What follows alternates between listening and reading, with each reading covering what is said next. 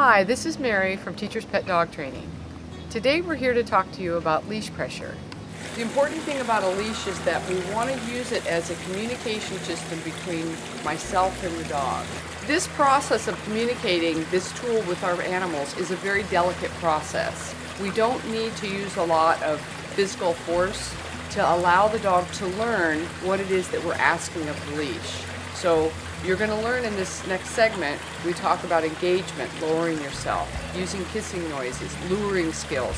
When we combine all these things with helping them to understand the communication system between you and the leash and the dog, then all of a sudden those pieces come together and you have a dog that's very pliable and responding really nicely. And I highly recommend for puppies, I highly recommend harnesses over collars.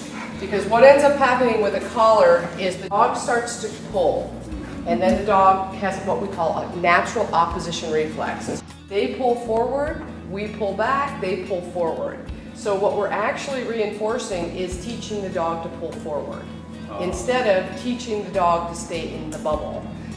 Dogs have what we call oppositional reflex, meaning they will push or pull in the opposite direction of pressure. Try this. Gently apply pressure to your dog's hindquarters. You will sense the equal amount of pressure pushing back against your hand. This is oppositional reflex. If we pull on our dog's leash, she will pull back with the same amount of pressure. We want to teach our dog to give to the pressure on the leash. There are several different types out there. I use what I call a freedom harness, and Degas actually has a freedom harness on him. Degas. The freedom harness allows you to clip from the front. So now instead of the dog having the neck where he's getting to pull, I biomechanically have him in a position now where I can work him and he's not pulling.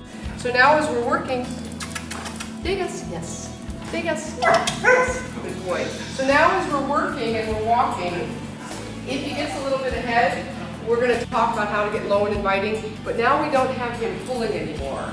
So the neck, sometimes they'll bow ahead, they're like, and they've got this, it's like they're, so what's happening with the collar is we're desensitizing what we want the neck to be when we start to teach them how to release from any type of a collar pressure. This we're using. And why did you say the hook's better at the bottom than the top? If the hook is on the top and he wants to forage forward, he can still, like a sleigh dog, if he was a bigger dog, and as they get bigger, now all of a sudden they can still drive forward.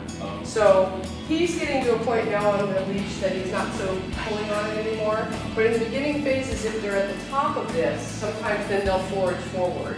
And the bigger they get, the more they'll pull forward. Whereas the bottom line, when we're using the bottom leash line here, now biomechanically, they'll come with you. So this, you can't forward when it's going like this. It now allows you to come with you when you're asking him to turn with you. Good boy. So now he's learning to maneuver and turn with me instead of pulling where he gets pulling on the front of the neckline. The point out is when we go to leashing the collar too soon and the dog is pulling you down the street and having all this opposition, and then we start pulling back, now we're desensitizing the dog's neck. We want to make sure that we keep the dog's neck pure. So by having a harness on, we're able to guide and direct the dog by using luring skills and marking the behaviors that we're looking for, such as a loose leash walk, staying in the bubble, all those types of things. So later, when we do go to the collar, we're going to go through a whole training series of what we call giving to the collar pressure. That's a whole process in and of itself. So that later, once the dog learns to give to the pressure, which is mildly stressful for a dog, we don't want to confuse that or overlap that with teaching them our obedience behaviors. So it's important that we teach those things separately, and then later we will layer those things in, and then the dog will be able to respond accordingly without the stress. I hope this tip helps you for the day. Go on out there with your harness and have some fun with your dog. They'll love you for it.